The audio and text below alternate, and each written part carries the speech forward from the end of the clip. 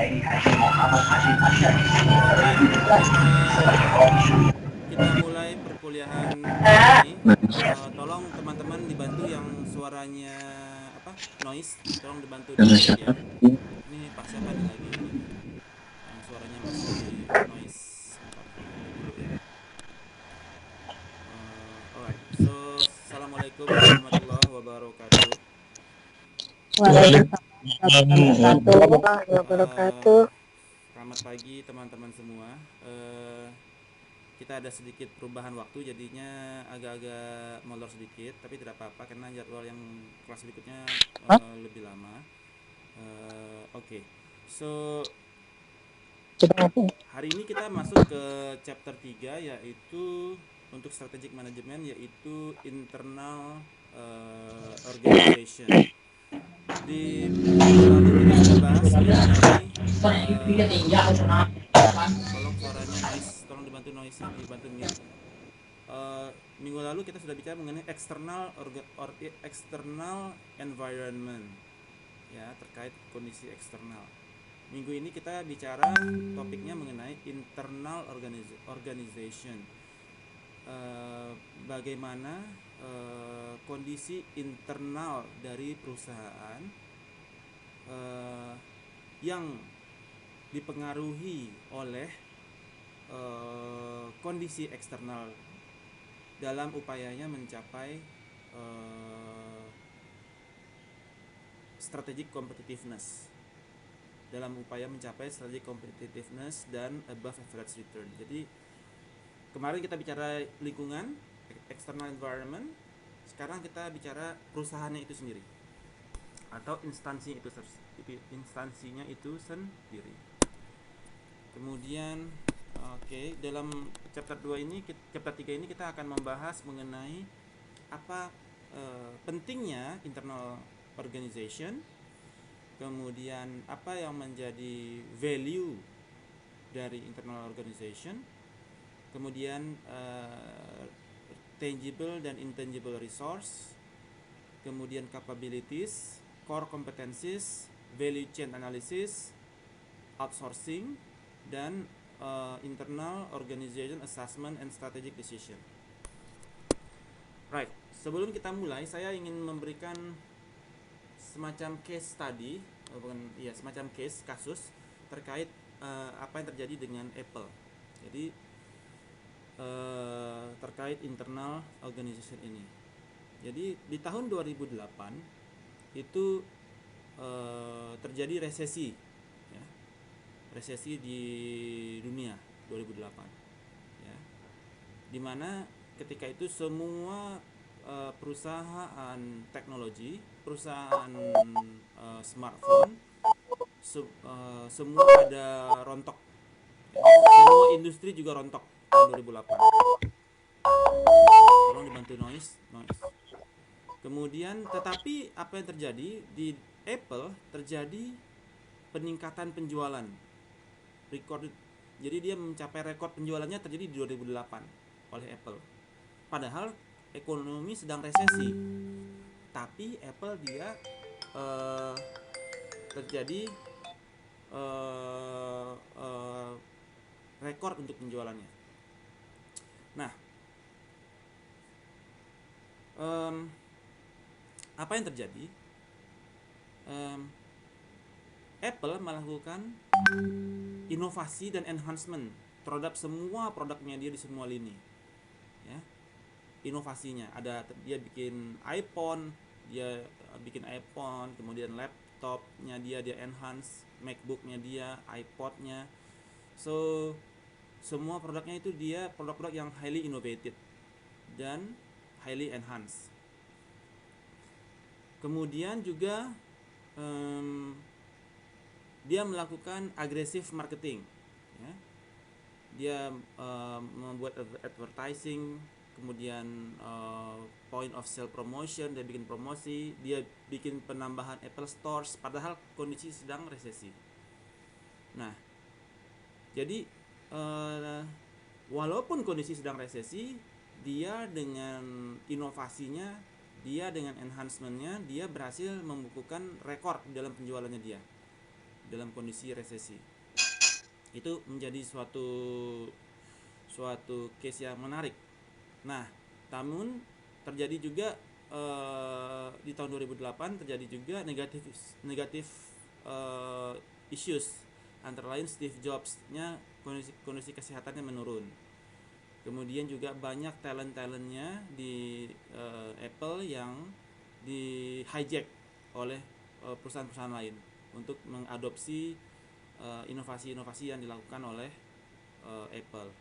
So, ini menunjukkan bagaimana internal organization dalam kondisi eksternal yang resesi, dia bisa mengambil ada opportunity di sana. Tolong dibantu noise-nya. Ada opportunity di sana, dia bisa berinovasi yang mana menghasilkan penjualan dari Apple atau produk Apple tetap malah mencapai puncaknya ketika resesi. So this is how internal organization react, merespon terhadap kondisi eksternal, di mana kondisi waktu itu 2008 sedang resesi ekonomi. Right. So bayang ya apa yang menjadi internal organization, aksi-aksi internal itu untuk menghadapi opportunity dan threat dari kondisi eksternal. Kemudian kita masuk kepada value. Di mute temannya. Kemudian kita masuk kepada importance of understanding internal organization dan value. Jadi apa yang dimaksud dengan analyzing internal organization? Itu adalah to determine, untuk menentukan apakah sebuah perusahaan dapat melakukan sebuah perusahaan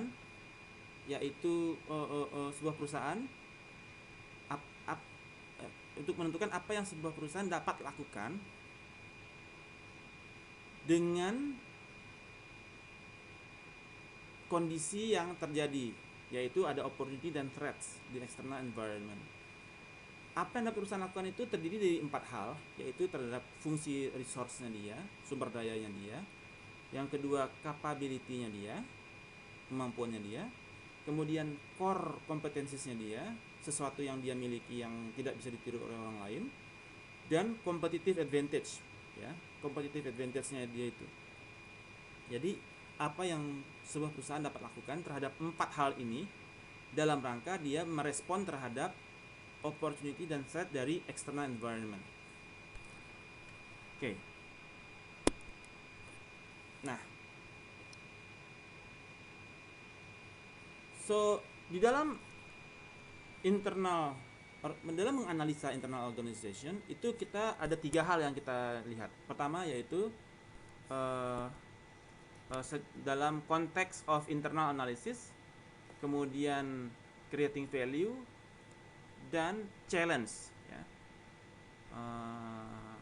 Bagaimana internal analisisnya, bagaimana dia melihat internal analisisnya dia perusahaan secara resource dan capabilities, kemudian menciptakan value dari core competencies dan competitive advantage, dan apa yang menjadi challenge dari I.O. tersebut. Okay, so dari sisi konteks of internal analysis kita mengetahui ada global mindset, kemudian analyze firms portfolio, dan organization core competencies. Nah, global mindset, ya. Jadi di dalam internal organization itu global mindset itu yaitu kemampuan untuk mempelajari, ability to study internal organization dalam hal ini yang tidak tergantung dari asumsi bahwasanya dia harus satu negara, harus satu kultur, harus satu konteks, ya. Jadi dia ability to study, to learn, to understand, to monitor, ya, internal organization, bahwasanya itu tidak harus hanya menggunakan satu negara atau satu kultur atau satu konteks. Misalnya, tolong dibantu mute. Misalnya, Toyota Motor Corporation atau TMC Japan, dia membuka new facilities di Indonesia menggunakan local resource dan capabilities. Jadi ada global mindset di sana. Jadi ada pemikiran global bahwasanya dia tidak tidak tidak mesti satu negara. Dia bisa memanfaatkan kemampuan di negara lain. Ada global mindset di sana. Ya. Atau perusahaan-perusahaan multinational corporation yang membuka perusahaan di Indonesia, itu mereka memiliki global mindset. Ya. Bahwasanya dia nggak harus bikin di perusahaan mereka, di negara mereka, kemudian ekspor ke negara-negara lain. Tidak. Dia bisa berpikir, oke, daripada saya ekspor kena biaya ekspor duty, mending saya buat di negara mereka. Ada foreign direct investment di sana. Ya. Jadi ada foreign direct investment di negara mereka. Oke. Kemudian kedua, dalam konteks dari internal analysis, yaitu analyze firms portfolio and resource and bundle heterogeneous resources and capabilities. Jadi bagaimana si perusahaan itu bisa menganalisa apa yang menjadi resource dan resource dari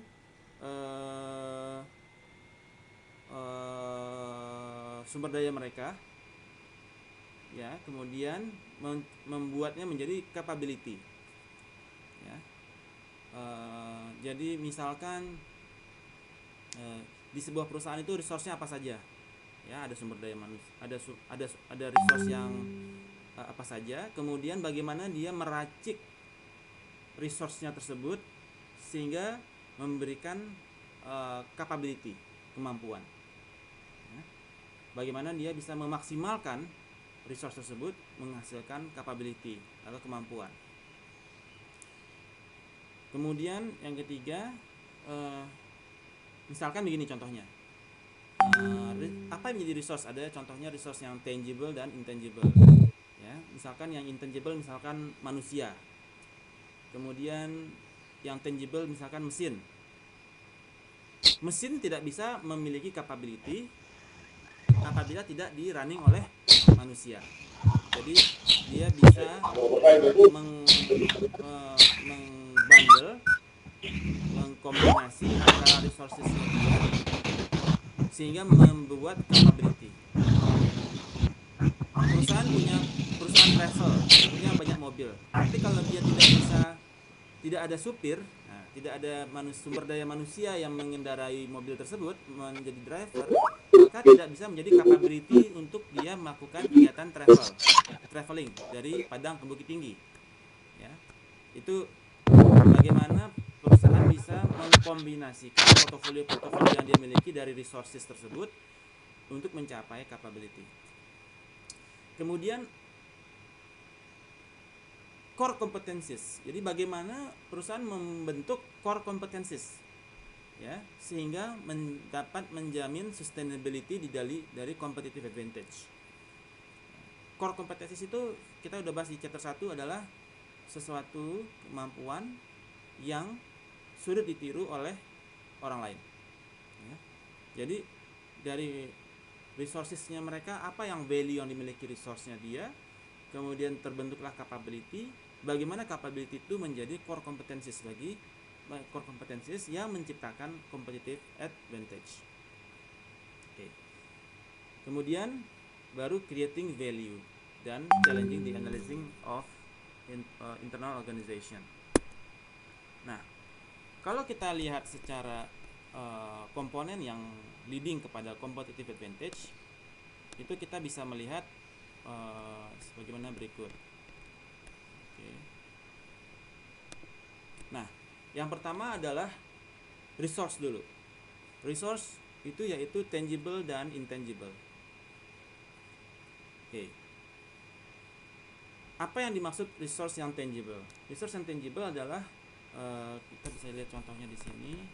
Yang tangible itu misalkan, nanti di depan deh. Nah, yang tangible itu misalkan mesin, mobil, sesuatu yang berbentuk ya, bisa terukur dan bisa dirasakan ya. Kemudian intangible itu adalah sesuatu yang intangible, misalkan sumber daya manusia, terus apalagi dan lain sebagainya yang intangible, brand name ya. Kemudian resources itu membentuk capabilities ya, membentuk capabilities. Dari capability yang terbentuk ya, didapatkanlah core competencies. Apa yang menjadi core? Ternyata memang dia kuatnya core competencies-nya di inovasi, core competencies-nya di manufaktur, core competencies-nya di marketing ya.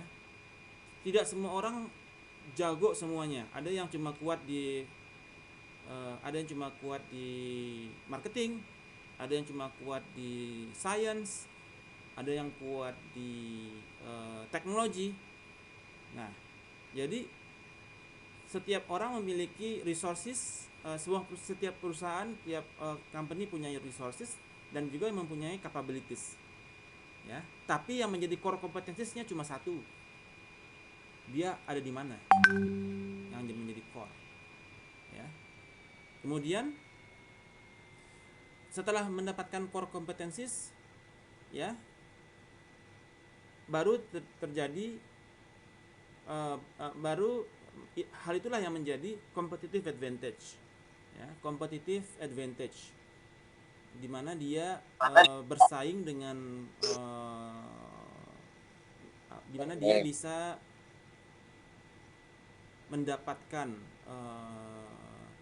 competitive advantage itu adalah kemampuannya dia yang unik, yang tidak dapat ditiru orang lain, atau highly cost to imitate. Dan di situ kemudian setelah dia mendapatkan competitive advantage-nya dia di sana, baru tercapai strategic competitiveness ya. Strategic competitiveness dari perusahaan. Nah, dalam discovering core competencies tersebut ada dua kriteria dalam penentuannya.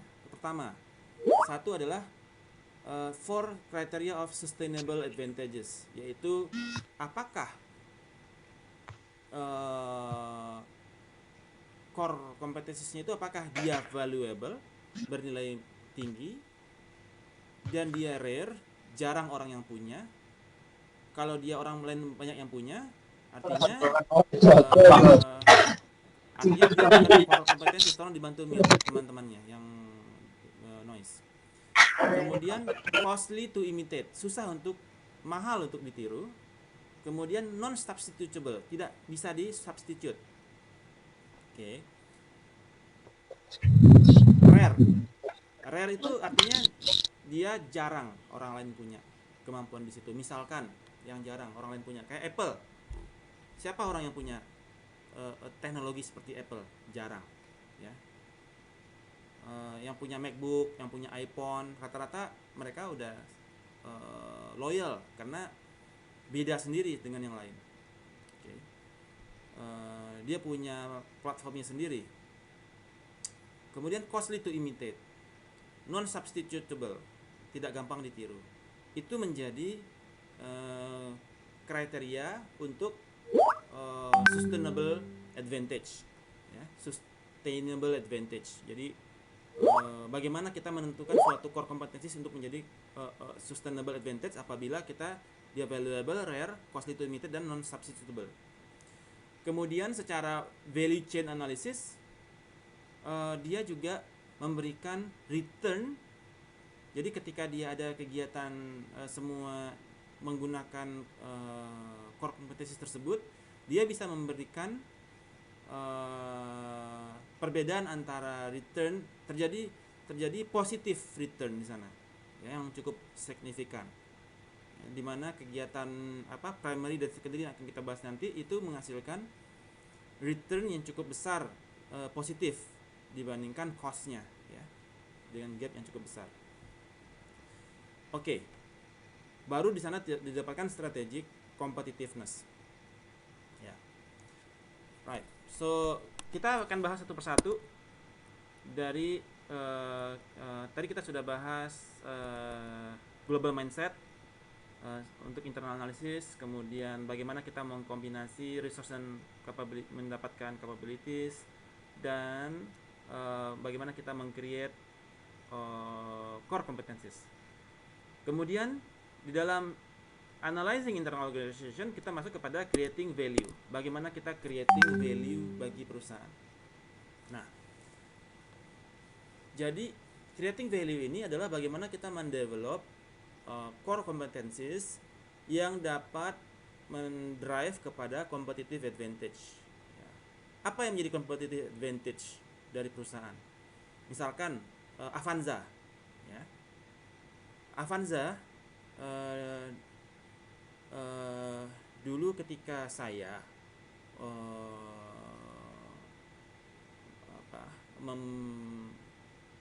mendevelop Avanza ketika saya masih di Toyota, itu saya waktu itu present di Bangkok untuk di pertemuan Toyota seluruh dunia. Jadi saya waktu itu mewakili Indonesia bicara mengatasnamakan Toyota Indonesia, bicara di forum di Bangkok bahwasanya kita sebaiknya stop untuk import barang material dari Nippon Steel, China Steel, POSCO Steel, dan kita sebaiknya switching kita punya raw material dari Krakatau Steel. Nah, jadi kita ingin membentuk competitive advantage produk dari Toyota, yaitu sebuah produk mobil yang murah, ya, karena lokal kontennya tinggi. Tidak lagi kita impor dari Nippon Steel, China Steel, dan POSCO. Jadi karena untuk hot roll itu impor dutinya 5%, hot roll impor dutinya 10%, galvanize impor dutinya 15%. Nah, saya present itu di forum pertemuan Toyota sedunia di Bangkok di Thailand, mewakili Toyota Indonesia. Dan di situ saya sampaikan bahwasanya Krakatau Steel sudah memiliki slab produk hot roll yang bisa kita gunakan. Namun kita perlu modifikasi dari dice. Kita perlu modifikasi dari dice machine untuk stamping, ya. Dimana kalau kita pakai dice yang kita miliki saat ini, maka barangnya bakalan pecah atau sobek, ya. Nah, ketika itu usulan saya disetujui oleh TMC Jepang. Jadi saya mewakili Indonesia karena waktu itu bos saya itu atasan saya itu orang Jepang, tidak bisa bahasa Inggris. Jadi dia minta saya untuk present. Jadi akhirnya disetujuilah TMC menggunakan Toyota Motor Corporation menyetujui untuk kita di Indonesia, Toyota Indonesia menggunakan Krakatau Steel agar kita bisa membuat mobil murah. Nah, akhirnya terbentuklah produk kita, yaitu untuk MPV, Multi Purpose Vehicle, yang sekarang disebut dengan Avanza. Jadi ketika itu saya yang bring ke Bangkok untuk kita bisa pakai Krakatau Steel. Nah, setelah itu sampai sekarang produk Avanza masih bisa dipakai untuk masih bisa menggunakan Krakatau Steel sebagai supply chain materialnya. Nah, itu adalah bagaimana kita creating competitive advantage, di mana produknya murah, dan di mana core competencies yang kita miliki bisa melead kepada competitive advantage. Apa core competencies yang dimiliki oleh Toyota? Adalah manufaktur. Manufakturnya dia bisa membuat barang yang sama tapi harga kompetitif, jauh lebih murah secara harga, sehingga bisa menghasilkan sustainable strategic competitiveness yang bertahan sampai sekarang, dia sustain, ya, Avanza tetap diminati karena harganya relatif lebih murah dibandingkan punya kompetitor, karena kita bisa mengcombine resource yang kita miliki, dari resource kita dari sisi resource dari material, yang mana materialnya tanpa impor duty, ya. Jadi kita develop core competencies that lead to competitive advantage. Toyota Motor Company menggunakan Krakatau Steel untuk menciptakan mobil murah multi-purpose vehicle.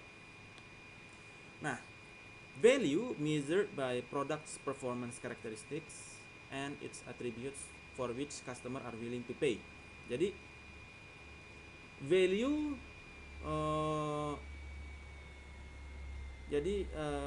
perusahaan sering itu gagal karena dia gagal untuk memahami apa yang menjadi value dari customer. Toyota dalam hal ini memahami bahwasanya value customer di Indonesia itu adalah price sensitive market. Harga harus murah, ya. Kalau nggak murah orang nggak belanja. Nah, jadi value-nya Indonesia itu adalah price sensitive market. Jadi kita berusaha menjaga bahwasanya harga produk itu murah, ya, semurah-murahnya. Nah, sehingga dari value tersebut, apa yang menjadi value, maka value proposition adalah mobil Avanza yang memiliki competitive advantage-nya adalah harganya murah, produknya lokal, materialnya lokal, ya. Jadi di dalam creating value itu harus dipahami dulu, seperti Bapak Ibu sekarang di instansi pemerintahan misalkan. Apa yang menjadi value dari masyarakat? Ya. Kegagalan kita sering karena kita gagal untuk memahami apa yang menjadi value dari customer. Apa yang menjadi value? Anda sekarang jualan kerupuk Sanjay. Apa yang menjadi value dari masyarakat? Makanan tanpa micin, ya, atau makanan padeh, atau yang kriuk-kriuk, itu menjadi value.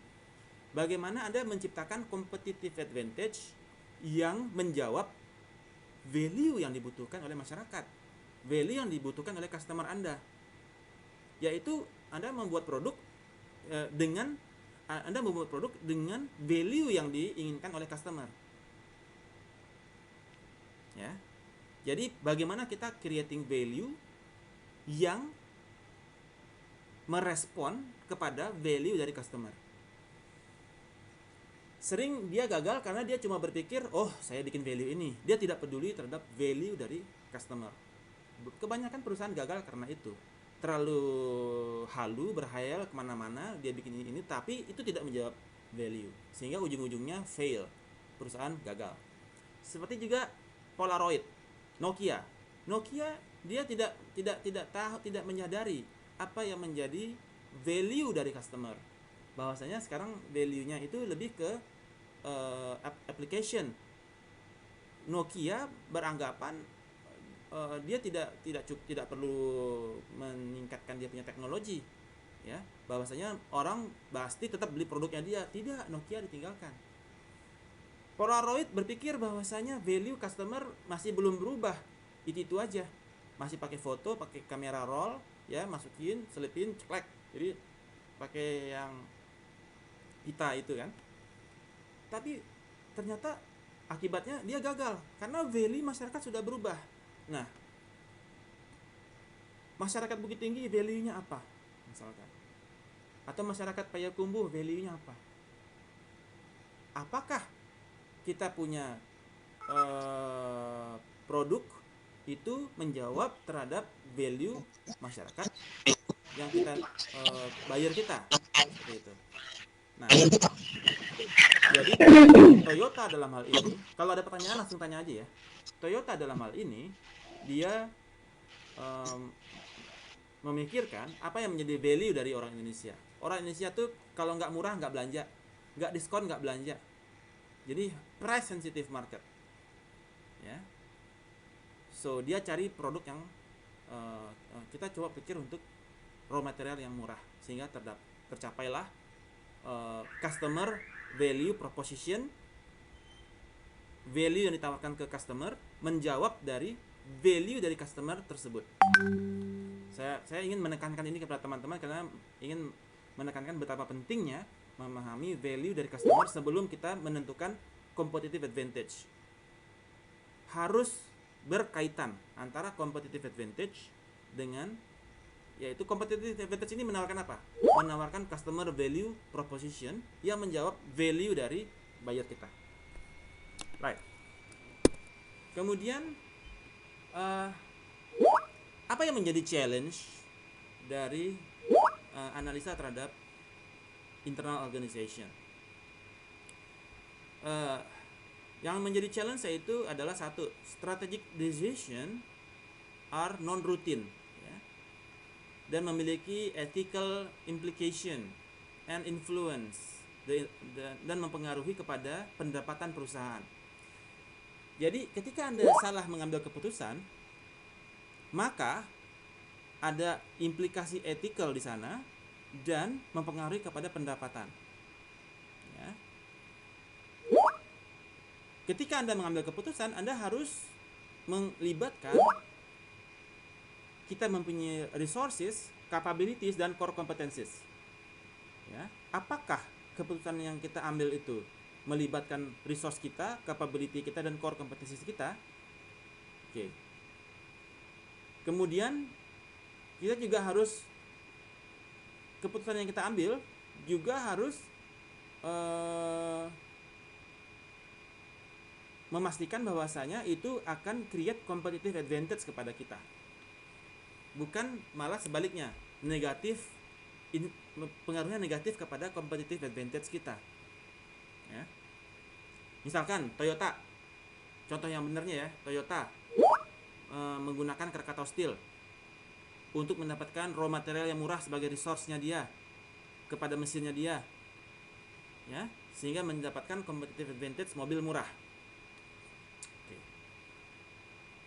Contoh yang tidak benar seperti Polaroid yang tadi, ya, dia strategic decision-nya dia adalah bertahan dengan dia punya kamera roll, akibatnya bangkrut. Contoh jeleknya lagi yang lain adalah Nokia, bertahan dengan dia punya teknologi yang tradisional, collapse. Contoh jeleknya lagi misalkan strategic decision, misalkan saat ini epicentrum corona ada di Jakarta, tapi kita bikin rumah sakit di Pulau Galang. Nah, itu adalah strategic decision yang resource kita yang bermasalah di Jakarta, ya, harusnya capability dibentuk di Jakarta untuk kita bisa menangani epidemik tersebut, sehingga menghasilkan core competencies yang membuat produk, karena kita sampling produk ada di Jakarta semua, membuat sampling produk yang bisa menciptakan vaksin. Core competencies kita misalkan ingin membuat vaksin laboratorium terkait epidemik yang terjadi di Jakarta, tapi kita malah membuat rumah sakit di Pulau Galang, yang mana itu berakibat kepada core competencies kita, competitive advantage kita tidak terpakai secara maksimal, tidak terjadi economic of scale di sana, ya. Biaya mahal tetapi outputnya sedikit, pasien yang masuk sedikit, sehingga biaya per pasien jadi sangat mahal. Tetapi kalau misalkan dibuat di Kepulauan Seribu misalkan, biaya kita tetap nih, dokter biayanya tetap, perawat biaya tetap, masyarakat yang berobat banyak, artinya biaya cost per orang murah, terjadi economic of scale di sana, terjadi. Kemudian samplingnya banyak, kita bisa bikin vaksin di sana karena kita punya sampling banyak, ada yang sehat, ada yang nggak sehat. Orang yang sehat kita bisa teliti darahnya, bisa kita ciptakan vaksin di sana karena turnover pasiennya banyak gitu ya, sehingga kita bisa menciptakan core kompetensi sebagai negara yang bisa membuat vaksin kepada corona. Tapi ini malah di Pulau Galang yang pasiennya nggak ada, artinya economic of scale tidak terjadi. competitive advantage terhadap vaksinasi, pembuatan vaksin tidak terjadi. Nah, strategic decision yang contoh yang tidak bagus ya. Kemudian managers juga strategic challenge-nya adalah yang kedua adalah uncertainty. Ya. Managers face uncertainty in many fronts. Ada teknologi 2G, 3G, 4G, 5G, ya. Ini menjadi apa istilahnya? Teknologi ini membuat uncertainty. Kalau sekarang 4G, handphone sekarang pakai 4G. Ketika udah jadi 5G, handphone sekarang udah jadi obsolete semua, barang kuno, karena udah nggak bisa 5G. Jadi ada uncertainty di many fronts terkait dengan teknologi.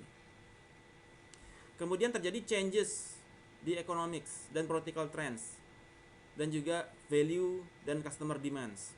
Akibat dari resesi, corona, wabah, pandemik ini terjadi perubahan, shifting customer demands. Dulu orang mikirnya untuk industri yang secondary, sekarang orang fokus yang primary, fokusnya ke pangan, ya. Sehingga orang untuk mikir untuk sebentar ya, saya ada Gojek sebentar yang ngambil barang sebentar, 2 menit.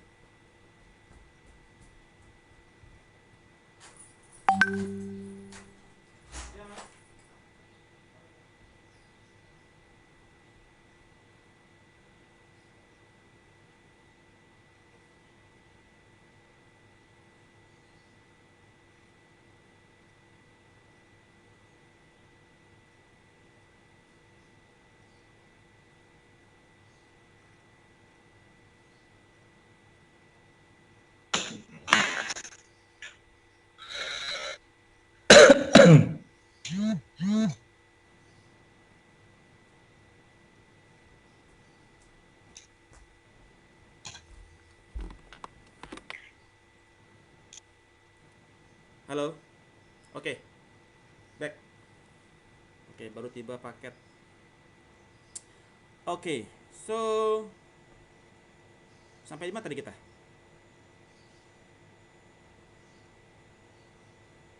Sampai di mana tadi ya? Sampai changes kah? Iya Pak. Oke. Iya.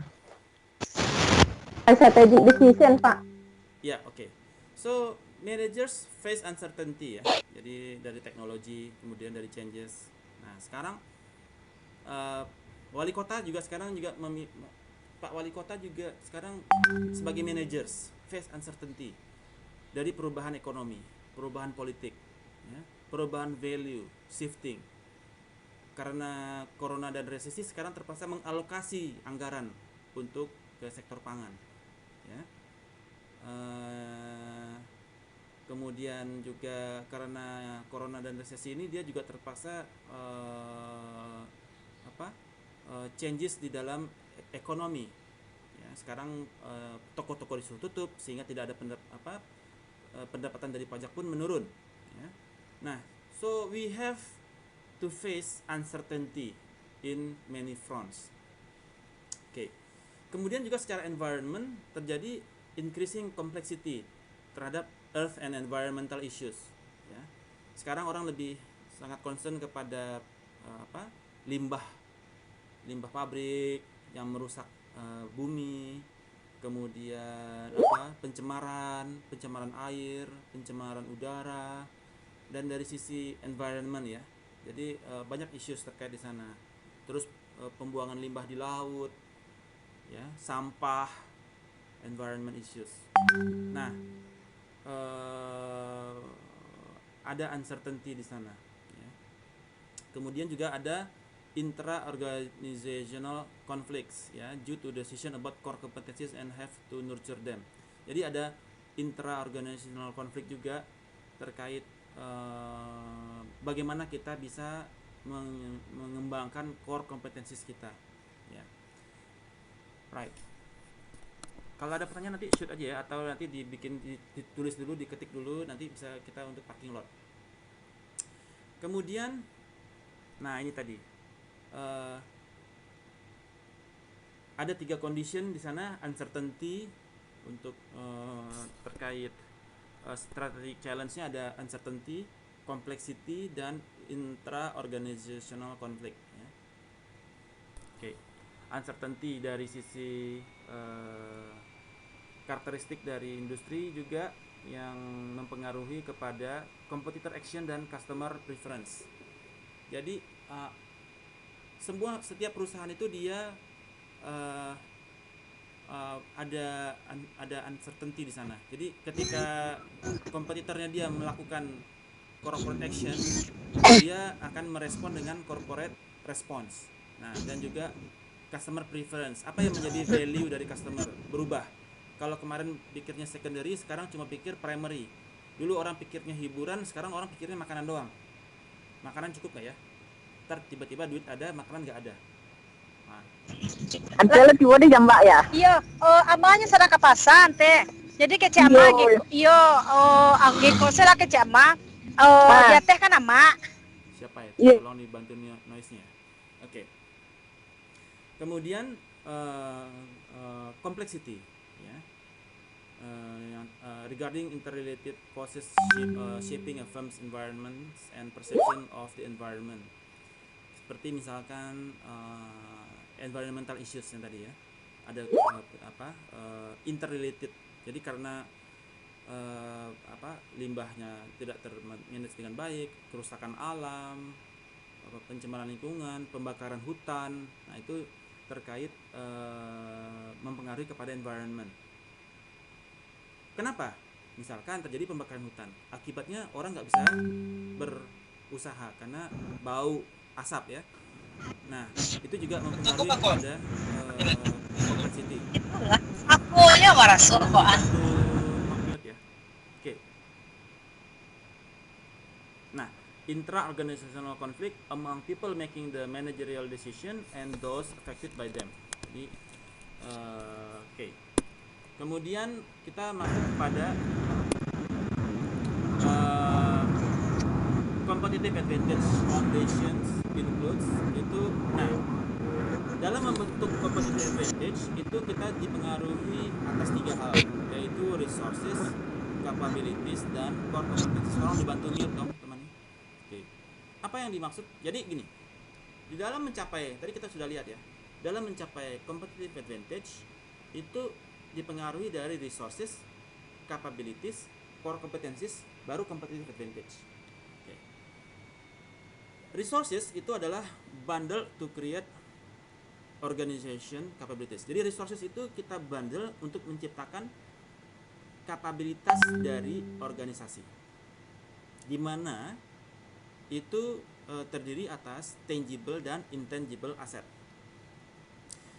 Kalau capabilities itu adalah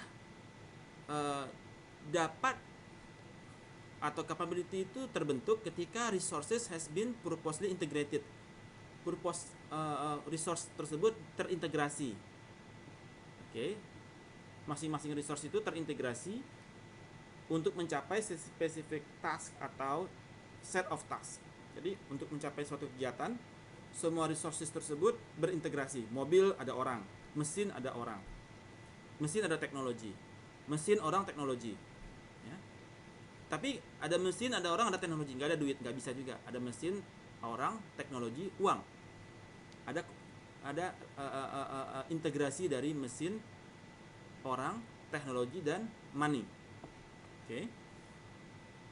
Di mana capability tersebut menjadi source dari core competencies dari perusahaan dan dasar kepada competitive advantage. Ya. Yang mana semuanya itu, semua resources tersebut terintegrasi untuk mencapai spesifik task. Nah, kemudian setelah capability terbentuk, core competencies yaitu capability that serve as a source of competitive advantage for a firm over its rival. Jadi capability itu adalah, core competencies itu adalah, tolong dibantu mute.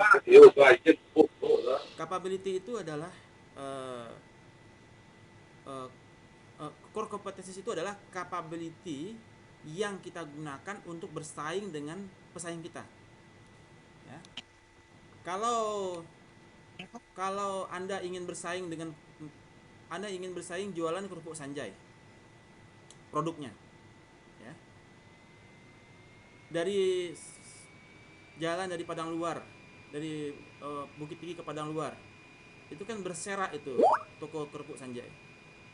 Ya, kalau Anda tidak punya core competencies, yang mana core competencies itu membuat Anda bisa bersaing dengan kompetitor Anda, ya,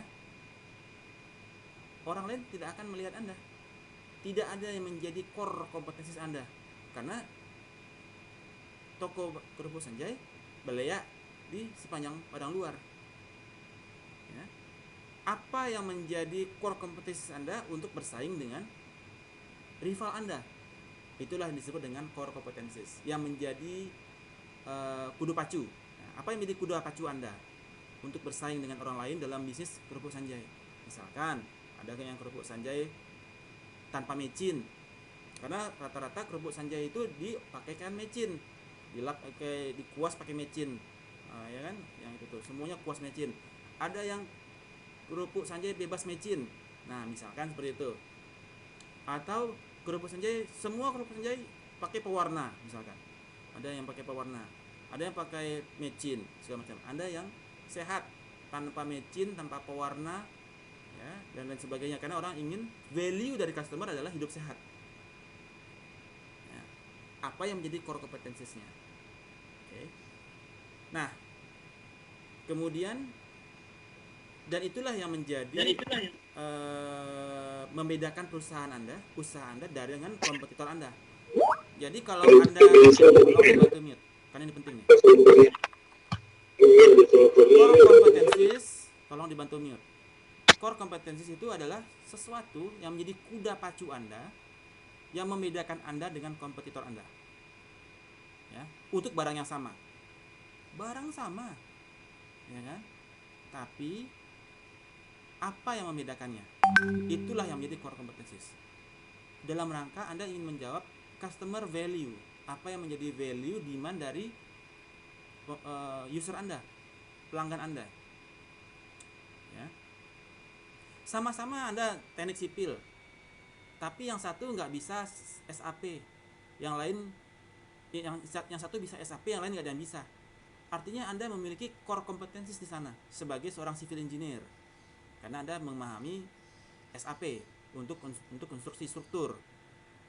Atau Anda misalkan seorang planologi, ya, Anda bisa menguasai aplikasi smart city. Nah, yang lain nggak menguasai smart city.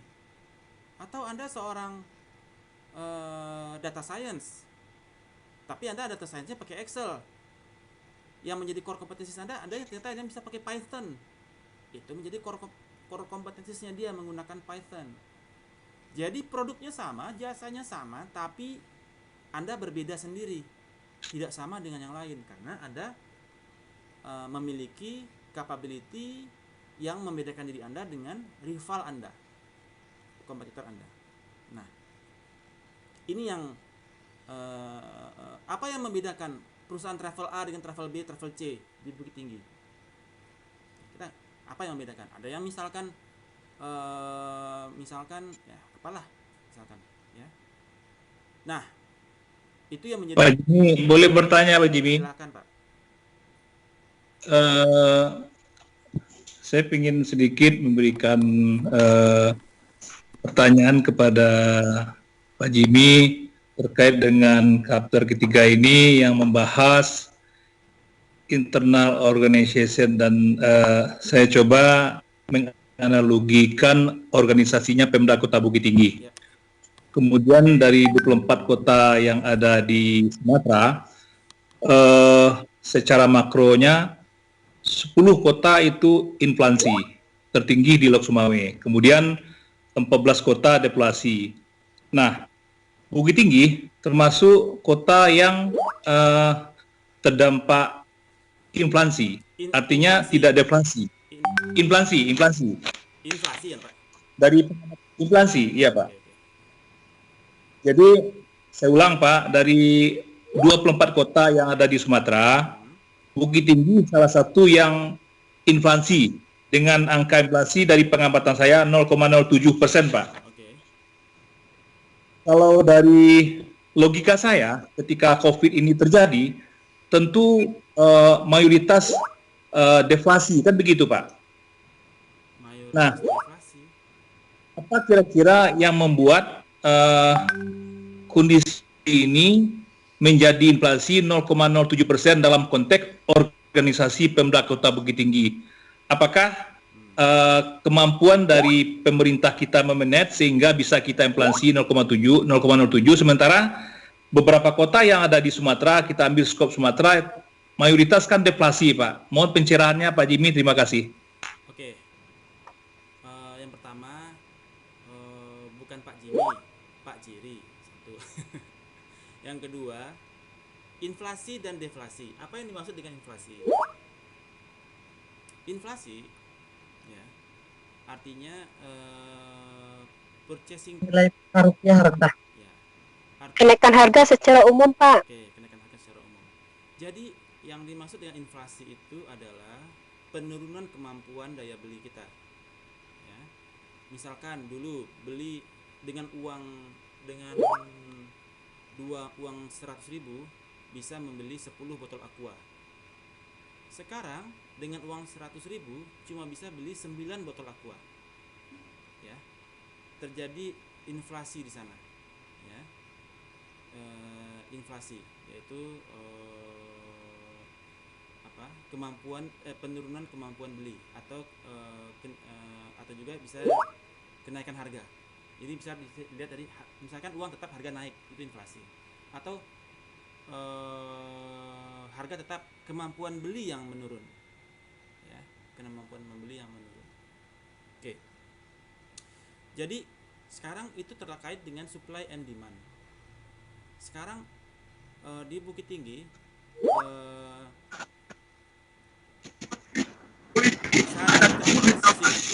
shifting behavior. Jadi demand tinggi terhadap industri tertentu. Ya. Demand rendah terhadap industri yang lain.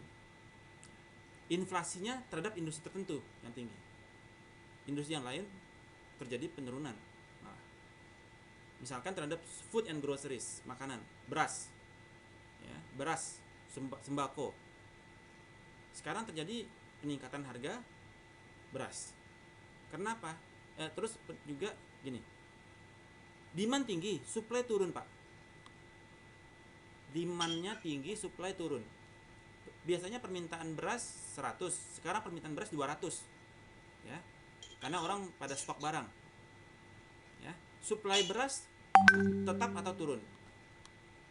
Akibatnya harga beras jadi naik. Harga itu terkait harga pasar. Karena ketika permintaan banyak, harga barang nggak ada, harga jadi naik. Masker, barang nggak ada, permintaan naik 1000%. Harga barang dari 25.000 sekotak jadi 500.000 sekotak. Karena demand tinggi, supply nggak ada. Terjadilah inflasi di sana. Hal-hal seperti inilah yang memicu inflasi. Karena ketidakcukupan supply. Tapi kalau barang ada, ya, permintaan tinggi, ya, dia tidak akan barang supply-nya cukup, terpenuhi, permintaan tinggi, barang nggak naik Pak harga Pak, karena dia masih berimbang. Jadi antara supply dan demand masih berimbang. Tapi ketika demand tinggi, supply turun, harga naik. Itu udah hukum ekonomi, ya. Nah, Jadi saya ulang Pak Jerry, ya mungkin tadi Pak Jerry sudah menerangkan deflasi itu secara sederhananya ke harga jatuh, nilai uang bertambah kan begitu Pak, dan inflasi sebaliknya. Nah, dari konteks internal organisasi yang saya sampaikan tadi, kita ambil contoh karena kita sedang membahas Kapter 3 ya Pak ya.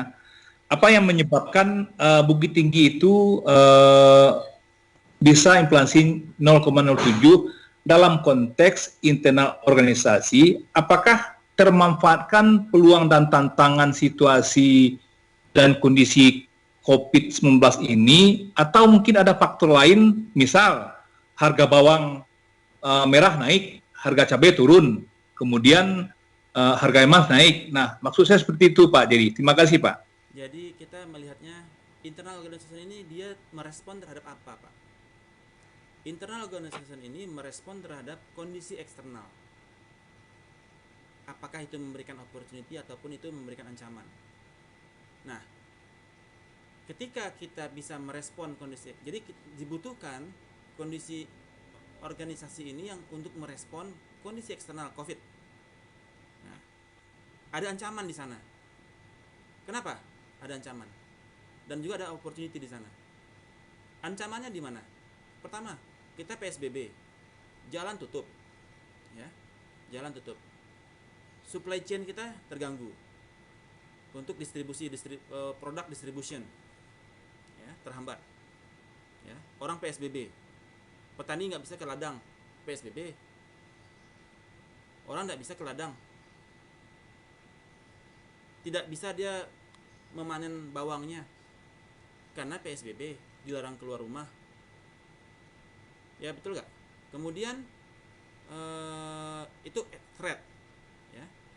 Jadi bagaimana sekarang Pemda melihat ini, ya. Terus juga ada threat di sana. Jadi perlakuan PSBB, pembatasan sosial berskala besar ini mengakibatkan petani nggak bisa ke ladang, petani nggak bisa ke sawah, sawah kosong, ladang kosong, karena terjadi PSBB. Jadi PSBB ini kepada kesehatan bersifat mengurangi, menahan laju kematian, karena kita tidak punya ventilator, karena banyak orang tua, karena banyak perokok, ya. Makanya perlu containment. Containment itu pembatasan secara berskala besar, pembatasan sosial berskala besar. Containment itu bahasa Inggrisnya. Coba nanti Anda cek di kamus. Containment, menahan laju skala besar. Itu berimplikasi baik kepada orang, menahan kepada kematian, supaya tidak terjadi kematian yang masif tanpa containment. Kalau Anda biarkan orang ke ladang, Anda biarkan orang ke sawah, Anda biarkan orang ke pasar, kematian tinggi sekali. Tapi kalau Anda tahan lajunya, kematian tertahan. Tetapi implikasinya kepada resesi, kepada ekonomi, ketika Anda melakukan containment, tingkat resesinya tambah dalam, Pak. Karena orang nggak bisa bisnis, nggak bisa ke ladang, ya. Resesi makin berat. Karena Anda melakukan containment, itu adalah konsekuensi logis terhadap terjadinya containment. Namun, kalau Anda tidak lakukan containment, Anda biarkan orang tanpa PSBB, terhadap bisnis terhadap lancar, bisnisnya memang lancar, Pak. Tidak terlalu terpengaruh. Ya terpengaruh, tetap resesi, ekonomi tetap terpengaruh, tapi tidak parah amat, ya. Karena supply demand masih bisa terpenuhi secara maksimal. Tapi kematian, Pak, tidak tahan, Pak. Kematian meledak. Ini menjadi dilema bagi Pemda. Namun, tanpa containment, tanpa pembatasan, maupun dengan pembatasan, resesi tetap terjadi. Ya, resesi tetap terjadi.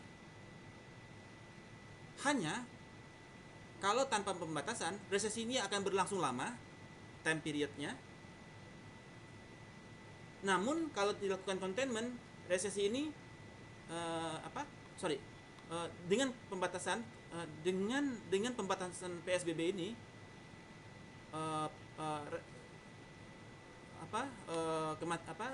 wabah ini bisa berakhir lebih cepat. Harapannya saya adalah ketika wabah ini cepat selesai, ekonomi cepat bangkit. Jadi kita fokus ke wabah sekarang. Wabah selesai, setelah wabah selesai, ekonomi dia V proses. V. Jadi dia ekonomi turun, langsung naik, Pak. Yang tidak saya harapkan apabila dia ekonomi turun, datar dulu tuh. Wabah sudah selesai, tapi dia ekonomi datar dulu, dia di bawah. Baru dia naik, nunggu lama. Itu yang tidak diharapkan. Nah, sekarang bagaimana kita bisa mempercepat wabah ini selesai? Ekonomi pikirkan nanti, Pak, karena sudah pasti resesi. Nah, Oke. nanti setelah wabah selesai baru pikirkan ekonomi kembali. Yang penting sekarang pangan masyarakat dijaga. Jadi fokus alokasi dana itu ke pangan. Orang bisa makan dulu. Supaya mereka tidak melakukan tindakan ekonomi. Supaya mereka bisa di rumah menjaga diri. Kita terlepas dulu dari Covid. Ya, pangan mereka terjaga. Jangan sampai mereka mati di rumah sendiri, nggak ada makan. Nah, itu yang paling berbahaya. Menjawab, Pak? Menjawab? Baik, terima kasih Pak Guru. Oke. Nah, jadi kita bicara dari sisi core kompetensinya di sana. Bagaimana terhadap kondisi sekarang ini kita bisa menjaga capability dari Pemda untuk dia berbeda dengan Pemda yang lain. Pemda yang lain kematian karena Covid tinggi, ya, atau tingkat PSBB-nya tingkat compliance penduduk kepada PSBB rendah misalkan. Bagaimana Bukit Tinggi core kompetensinya dia PSBB-nya bisa tingkat compliance-nya tinggi, ya, atau dia bisa membuat masyarakat itu dia comply di sana. Nah, dalam hal ini resources yang capability dari Pemda untuk menyalurkan sembako ke wilayah-wilayah yang garis di bawah garis kemiskinan, ya, misalkan di garis kemiskinan di mana tuh, di Panorama atau di mana itu di bawah garis kemiskinan. Nah, itu untuk mereka jangan ke ladang, stay home gitu ya. Nah, kemudian itu membedakan Pemda Bukit Tinggi dengan Pemda yang lain. Itu yang menjadi core kompetensi kita. Siapa resource mana yang harus kita jaga, yang kita maksimalkan? Kepolisian, ya, Satpol PP, segala macam, ya, untuk menjaga itu. Dan juga dinas sosial, pembagian sembako, untuk pemetaan wilayah-wilayah daerah garis kemiskinan. Yang mana yang harus dijaga supaya jangan sampai orang di sini itu kemudian memaksimalkan fasilitas ventilator di rumah sakit dan lain sebagainya. Itu yang menjadi membedakan kesehatan Bukit Tinggi dengan kesehatan yang lain, membedakan dinas sosial Bukit Tinggi dengan dinas sosial yang lain, yang membedakan. Jadi per masing-masing itu memiliki core kompetensinya mereka. Jangan sampai Pemda Bukit Tinggi dinas sosialnya sama dinas sosial Padang sama aja, kacau balau, ya, orang Bansat nggak makan, seperti itu ya. Oke. Nah, bagaimana membangun core kompetensi di masing-masing unit, di kesehatan seperti apa, Satpol PP seperti apa, di dinas sosial dan lain sebagainya. Dan juga misalkan juga mobil damkar, pemadam kebakaran. Nah, bagaimana mobil pemadam kebakaran juga berfungsi meningkatkan kompetensinya sebagai kolaboratif dengan dinas kesehatan. Dia menjadi alat disinfektan, ya, mobil damkar untuk disinfektan misalkan. So, bagaimana dia capability-nya dia bisa compete dengan rival-rivalnya dia di damkar-damkar yang lain. Kemudian dari sisi resource-nya itu kita ada dua. Itu ada tangible dan kalau kita telah kita bedah lebih dalam. Ada tangible dan intangible resource. Tangible itu adalah sesuatu aset yang bisa dipegang, dilihat, dihitung. Ya, kemudian kalau yang intangible adalah aset yang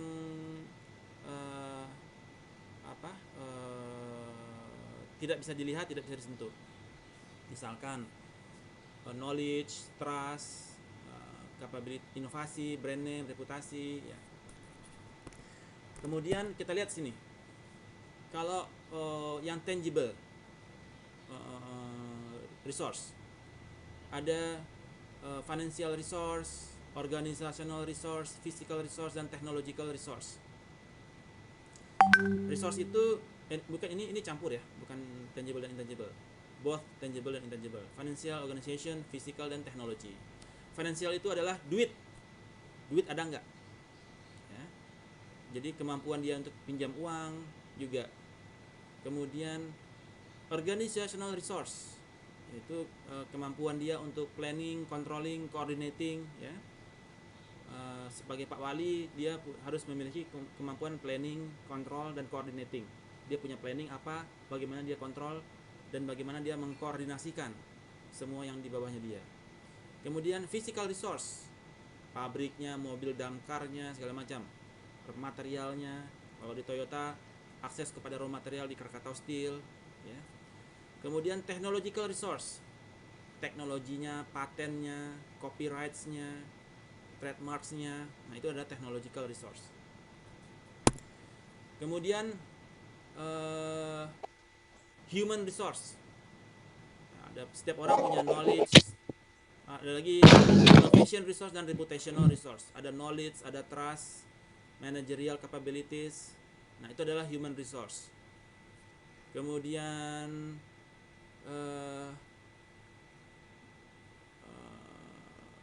innovation resource, ideas. Nah, ini adalah intangible ya. Ini intangible nih. Knowledge itu intangible, trust itu intangible, managerial capability itu intangible, innovation, idea, scientific capability, capacity to innovate itulah intangible asset.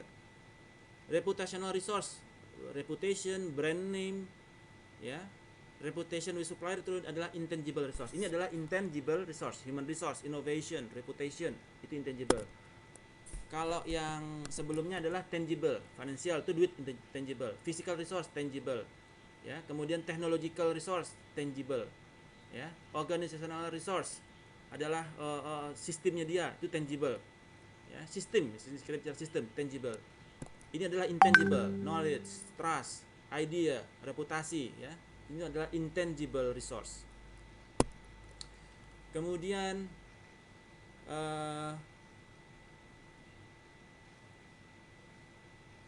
ini adalah capabilities. Nah, dari sisi distribution terbentuk capability, effective use of logistic of management techniques. Ada terjadilah capability-nya. Human resource, dia bisa dengan dia memiliki knowledge, trust, managerial capability dan lain sebagainya, dia bisa memotivate, empower dan meretain employees. Ya. Kemudian dari manajemen sistem, karena dia memiliki sistem yang untuk planning, control, dan coordinating, maka dia memiliki effective, efficient control of inventory. Bagaimana dia inventory itu terkontrol. Stok sembako berapa sekarang, Bapak tahu nggak? Nggak tahu misalkan. Bagaimana kita tahu inventory kita tuh berapa sekarang? Ya, karena kita mempunyai MIS, Management Information System. Kemudian marketing, ya, bagaimana dia bisa efektif untuk promosi dan customer service dan merchandisingnya dia. Manajemen, nah bagaimana dia capability-nya dia terbentuk untuk melihat apa yang menjadi clothing yang akan bagus ke depannya, misalkan efektif juga, organization structure-nya juga efektif. Kemudian research and development. Nah, dia capability-nya bisa membuat inovatif teknologi, karena Pulau Galang sekarang sudah ada rumah sakit yang di Pulau Galang itu dipindahkan misalkan di Kepulauan Seribu, maka dia bisa membentuk inovatif teknologi untuk pembuatan vaksin, ya. Oke, rumah sakit Pulau Galang di Kepulauan Seribu, ya. Kemudian development of sophisticated solution. Nah, bagaimana kita research and development capability dari kita punya sumber daya ahli pulmologi, teknologi kita segala macam bisa membuat vaksin kepada corona. Nah, itu adalah capability. Jadi dari resource terbentuklah capability. Kemudian kita masuk kepada building core competencies, yaitu bagaimana setelah kita tahu, kita sudah dapat nih, sudah dapat resource, sudah dapat capability-nya dia, ya. Sekarang bagaimana kita menentukan core competencies? Ya. Core competencies itu Pak, slide-nya nggak kelihatan, Pak. siap. Ulang. Kelihatan sekarang, Bu? Di, Pak. Pak Jerry. Ya. Assalamualaikum Pak. Ah, udah. Masih bisa bertanya Pak? Silakan. Halo Pak. Silakan, Bu. Ya Pak, saya ini Astuti Pak. Terkait juga terkait juga dengan bincang-bincang tadi yang ditanyakan oleh Bapak Rinaldi Pak. Yang menjadikan core kompetitif dari Pemko Bukit Tinggi ini, apakah masuk kita dari segi demografik Bukit Tinggi ini kan untuk luas wilayahnya termasuk kecil gitu Pak. Kemudian penduduknya jaraknya itu istilahnya 20 km persegi gitu kan. Terus instansi pemerintahnya itu istilahnya mudah menjangkau ke tempat-tempat yang istilahnya minim atau radar garis merah untuk pembagian kebutuhan pokok bagi penduduk yang miskin gitu Pak, yang di bawah rata-rata. Apakah itu bisa dimasukkan sebagai analisis kita Pemko Bukit Tinggi ini akan bisa cepat pulih dalam rangka menghadapi dampak COVID ini Pak? Sehingga untuk perekonomian ini Pak, ya Pak, ya dari faktor demografik tadi Pak dan faktor seasonal dari Pemko Bukit Tinggi ini, apakah bisa Pemko Bukit Tinggi ini akan cepat dalam pemulihan ekonomi gitu Pak? Kan sekarang lagi PSBB gitu ya Pak, secara menurun. Apakah untuk menurut analisa Bapak, apakah ekonomi Bukit Tinggi ini tidak akan jadi istilahnya dari sekarang kan rata-rata terjadi penurunan gitu ya Pak ya? Walaupun iya banyak PAD dari pajak semuanya pada menurun ya Pak. Takutnya gitu kan nanti stagnan gitu Pak. Menurut Bapak kan Bapak pakar gitu secara analisis strategi ini, bagaimana menurut Bapak? Jadi, Terima kasih Pak. Jadi memang saat ini kita saya tanya dulu, setelah ini Anda kelasnya jam berapa ya? Jam 11, Pak. Jam 11 Pak. ada kelas lagi ya? Iya, Pak, ada. Jam 11. Tadi containment itu kan kita tujuannya untuk menahan laju yang kematian, tapi implikasinya juga kepada resesi. Ketika resesi tinggi, ya resesi itu tinggi, dan kita harapkan nanti dia V curve, jadi setelah dia turun, wabah selesai dia langsung naik.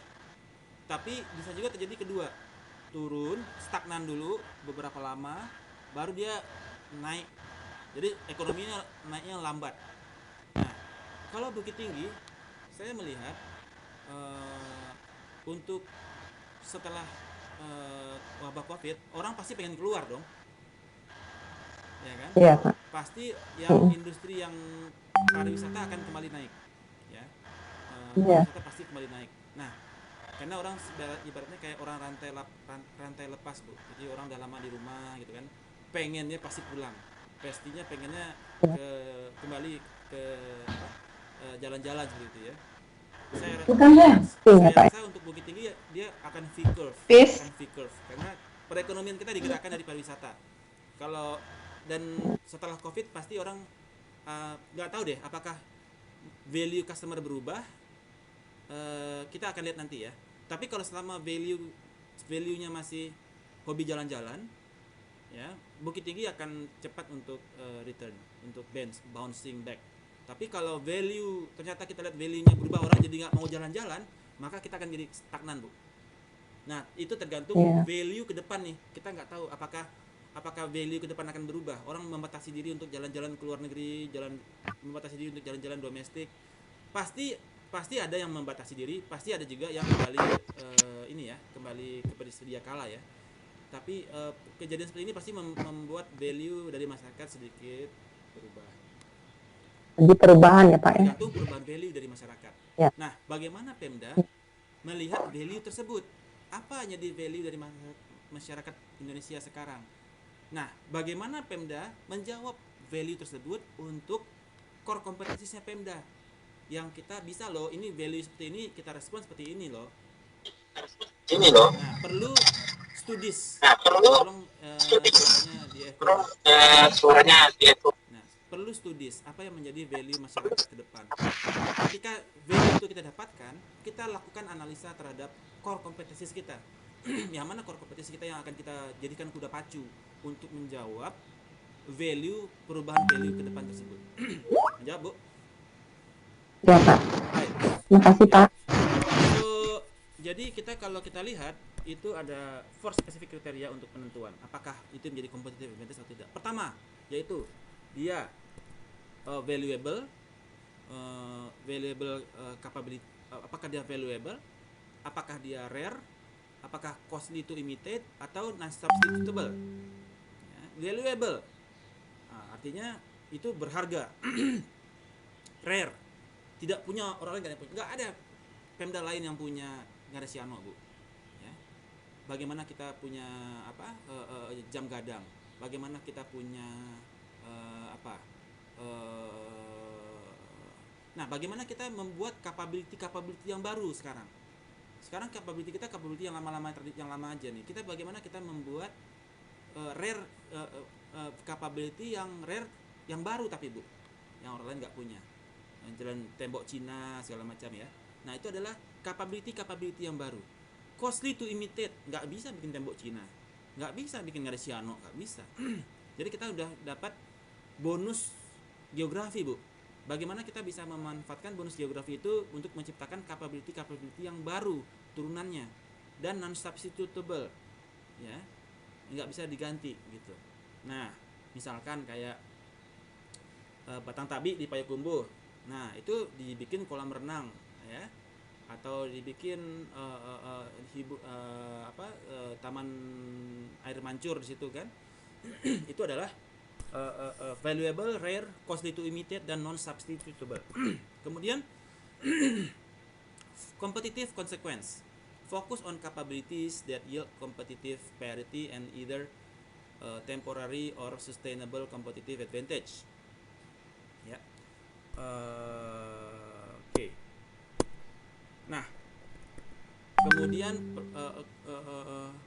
fokus, jadi competitive consequence itu adalah fokus kepada capability yang menghasilkan competitive parity dan mengakibatkan competitive advantage. Jadi cari kuda pacunya, Bu, dari capability kita ini, yang mana jadi kuda pacu, yang akan jadi pitih, ya, competitive parity yang menjadi sumber gold mine kita, tambang ameh kita yang mana, Bu? Capability banyak, tapi yang jadi tambang ameh yang 5. Kemudian performance implication include parity, itu average return. Ya. Nah, untuk menjadi competitive advantage dia harus memberikan average return yang tinggi. Ya. Kemudian juga sustainable advantage, temporary advantage, dan sustainable advantage yang sustain, yang bertahan lama. Kemudian bagaimana kita mengetahui itu apakah core kompetensi kita? Apabila dia resource-nya, dia capability-nya valuable, rare, yes, kemudian costly to imitate, yes, non-substitutable, yes, maka akan terjadilah competitive, sustainable competitive advantage yang paling bawah itu, dan menghasilkan above average return, pendapatan penghasilan yang di atas rata-rata dari kompetitor kita. Nah, itulah yang terjadi kalau dia 4-4-nya bisa dipenuhi. Oke. Dalam building core competencies itu kita ada juga namanya value chain analysis, yaitu terdiri atas primary dan support activities. Primary itu fokus kepada product creation, ya, sales creation, distribution to buyers. Support activity adalah kegiatan yang penting dilakukan, misalkan HRM, human resource, technology, procurement. Ya. Primary adalah kegiatan untuk membentuk produk ataupun jasa. Supporting activities-nya adalah kegiatan yang di HRM, human resource, infrastruktur, dan lain sebagainya. Nah, bagaimana kita tahu bahwasanya ini secara value chain ini competitive advantage? Apabila perusahaan dapat meng-earn above average return, ya, ketika dia bisa memberikan value yang lebih besar daripada cost yang ditimbulkan. Jadi kalau costnya murah, untungnya sambuh, itu adalah core competencies, Bu. Tapi kalau costnya mahal, piti tidak barah, itu bukan core competencies. Artinya rugi. Tapi kalau core competencies itu adalah costnya murah, pitihnya banyak. Misalkan begini, ini adalah primary activities, service, marketing, kemudian supporting activities, ya, human resource, teknologi, yang tujuannya ujungnya adalah margin. Semakin tinggi margin, 10%, 20%, 30%, semakin tinggi margin maka semakin tinggi core competencies. Anda harus lihat dulu, core competencies ini memberikan margin berapa? Core competencies ini memberikan margin berapa? Yap. Oke. Kebayang Bapak Ibu? So that is our internal organization. Nah, untuk saya ingin Bapak Ibu juga melanjutkan tugas yang kemarin. Kemarin sudah ada eksternal ya, environment ya. Ini sekarang kita ingin menjawab internal analisisnya. Apa yang menjadi tugas Anda? Tolong tambahkan ke tugas Anda yang kemarin. Ada tugas yang kedua, yaitu membuat internal analisis. Ya. Tapi kita dibatasi sih ini sebenarnya. Apakah Bapak Ibu mau ada tugas lagi atau tidak ya? Oh, udah Pak. Cukup Pak. Yang kemarin aja Pak. Aja ya. Jangan Pak, Oke. kasihan yang di kesehatan. Ya, yang Pak. kemarin aja lah Oke. Pak. Masalahnya kan kita, ya, Nanti, kita juga Dengan banyak. COVID, Pak. jadi konsepnya adalah seperti ini. Apa yang menjadi resource dari perusahaan Anda? Apa yang menjadi capability dari perusahaan Anda? Apa yang menjadi core kompetensi dari perusahaan Anda? Dan apa yang menjadi competitive advantage dari perusahaan Anda atau instansi tempat Anda bekerja? Anda harus bayangkan itu konsepnya. Ya. Nah, mungkin Anda tidak perlu jawab di tugas. Anda cukup komen saja nanti di pertanyaan saya. Saya akan menanyakan ini di classroom. Jadi kita pembelajaran di classroom. Assignment-nya tidak usah tugas, tapi cukup komen Anda. Apa yang menjadi resource Anda di tempat Anda bekerja? Apa yang menjadi Capability, Anda? Apa yang menjadi core competencies Anda? core competency, Dan apa yang menjadi competitive advantage Anda? competency. Competitive advantage. Saya akan tanya ini nanti di assignment. Anda tidak perlu bikin PowerPoint. Restore Anda tidak perlu bikin PowerPoint. Pak, tunggu Pak. Restore capability, kompetitif, apa lagi Pak? Apa menjadi resource Anda? Apa yang menjadi Ya. capability Anda? Capability, Apa yang menjadi Competitive advantage. competitive advantage Anda? Ya, core competency dan competitive advantage Anda. Jadi saya tanya, apa yang menjadi resource, capability, core competencies dan competitive advantage dari instansi tempat Anda bekerja. Bukan instansi Anda secara Pemda ya, tempat Anda yang kecil saja. Tempat Anda sekarang di unit Anda. Apa yang resource-nya apa saja, capability-nya apa saja, core-nya apa, dan competitive advantage. Oke, kebayang? itu Pak. Nanti saya bikin assignment, tinggal komen saja ya. Supaya saya dapat apakah Anda memahami apa yang kita bahas hari ini. Oke? Oke. Thank you. Oke, Pak. Untuk tugas yang kemarin Thank you. sudah kumpul juga thank you, yang sudah bikin videonya juga luar biasa.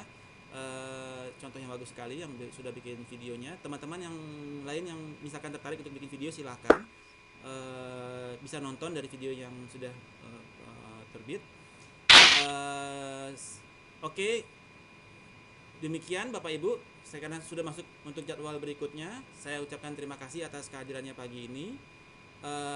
Selamat meneruskan kuliah hari ini. Thank you. Wassalamualaikum warahmatullahi wabarakatuh. Waalaikumsalam.